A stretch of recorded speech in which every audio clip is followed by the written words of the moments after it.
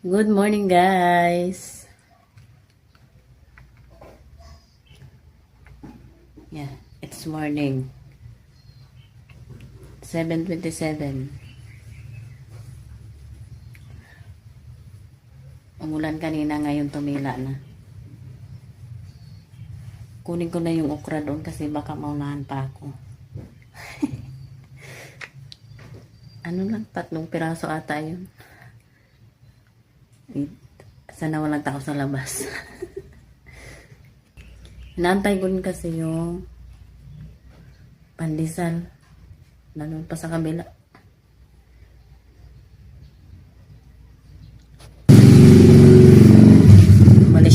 Umalis na yung nagpapandesal.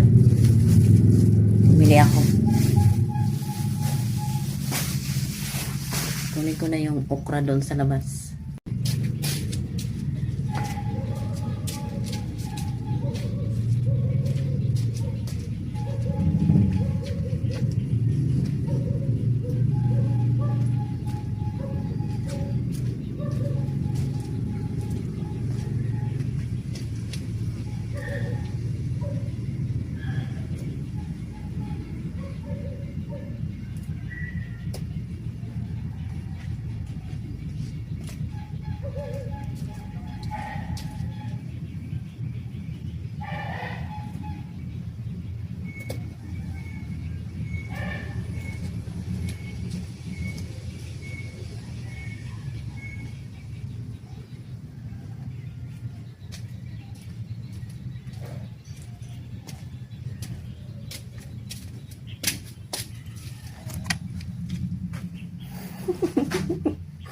Successful. Okra. Yung pechay, guys, hindi naging successful yung paglaki nila, pagtubo.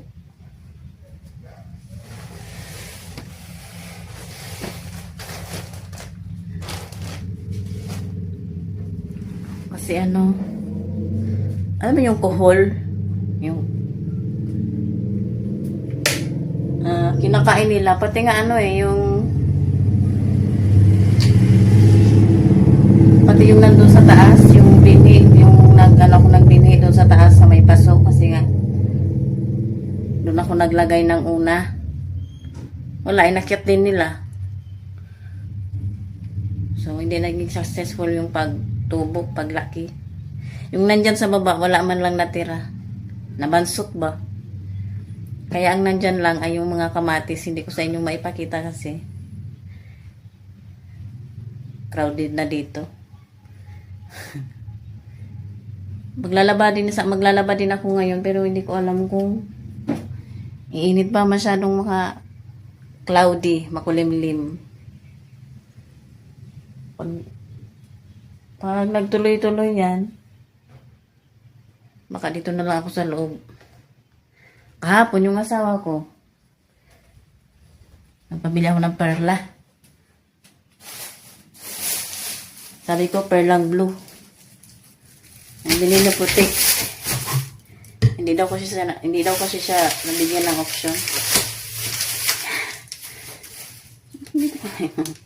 Perlang puti. Perlang blue nga ay para sa puti na uniform.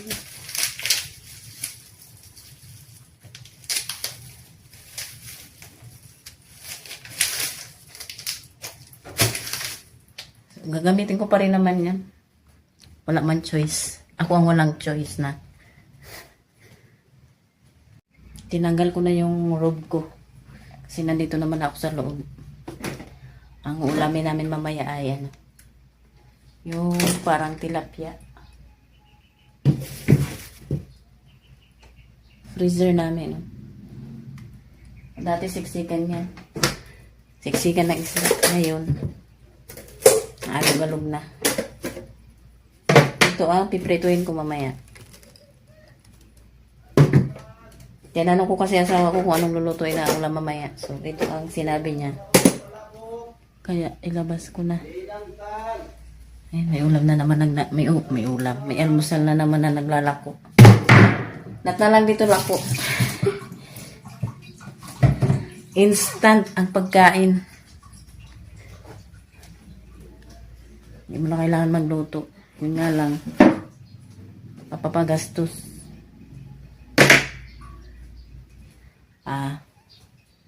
Mag-almusal muna ako, guys. Walang kape. So, okay lang yan. Ang ulamin ko ay yung ulam namin kagabi. Kusidong kanasi. Or kinalamansi ang dulong. Bisugo. Bisugo yun sa Tagalog. Kanasi sa Bicol. Sa parte namin. Ewan ko sa ibang parte ng Bicol. Eat mo na, mi. Ito na ako, guys, sa loob na. Babad pa lang naman yan. So, lakas ng boses ko. Bababad ko pa yan kasi yung mga white yan, yung mga uniform ng asawa ko. Dito na ako washing. Grabe naman ang mukha yan. Pero doon ako sa labas magbanlaw. Sana kahit na kulimlim, wag umulan para naisampay ko. Nung mga nakaraang buwan, diba, may bagyo tayo. 2 beses ako nag-rent ng dryer. Kasi syempre hindi ako makapag sampay sa labas, kaya dito. Ayan. Tapos nung yun nga, yung nakaraang buwan may bagyo tayo. Yung aludod na yan. Yan. Ayun. Umapaw. Ako ang umakyat kasi yung asawa ko naghawak ng hagdan. Tinanggal ko yung mga nakabara. Yung malunggay kasi dyan dati. Doon pa sa isang channel ko yun eh. Nung pinutol nung nandyan sa likod. Yung malunggay. Yung mga bunga ng malunggay nagbara dyan sa may alulod kaya umapaw yung tubig. Ako ang umakyat. Kasi baka malaglag ang asawa ko. Charot. Hindi, pag siya kasi ang umakyat, hindi ko kaya yung hagdan. Pero pag siya, kaya niya yung hagdan. So ako yung umakyat. Buti nga, pinutol na yung malunggay dyan. Pero vision naman kasi yun. Kasi yung mga bunga, diba, pag naglalagas na, kung saan. Yung ibang bunga nga, nandito nilipad nung mahangin-hangin. Hindi pa yun napuputol. Tumubo naman yung mga buto. Kaya lang, namatay yung buto. Gusto ko sanang magtanim dyan sa may harapan. Wala naman nabuhay. Tapos na ako, guys, maglaba. Pinatungan ko lang yung damit ko kasi sa labas ako nagbanlaw. Kaya lang, hindi naman ako makapagsampay. Ayan. Nahangir na yan. Sampay ko kanina. Pero habang nagsasampay ako, naulan. Ayun pa nga yung sa tray, oh. Nakita. Tapos na ako. Naligpit ko na yan. Yung hose naman.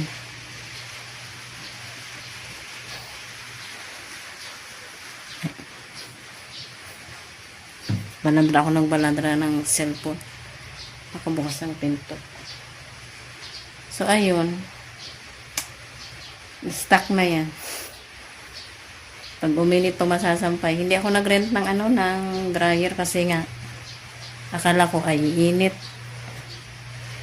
Akala ko ay hindi uulan. Naulan naman.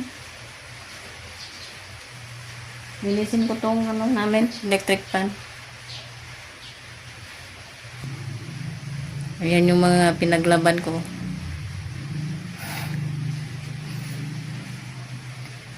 Maglilinis na lang muna ako, guys, ng electric pan namin.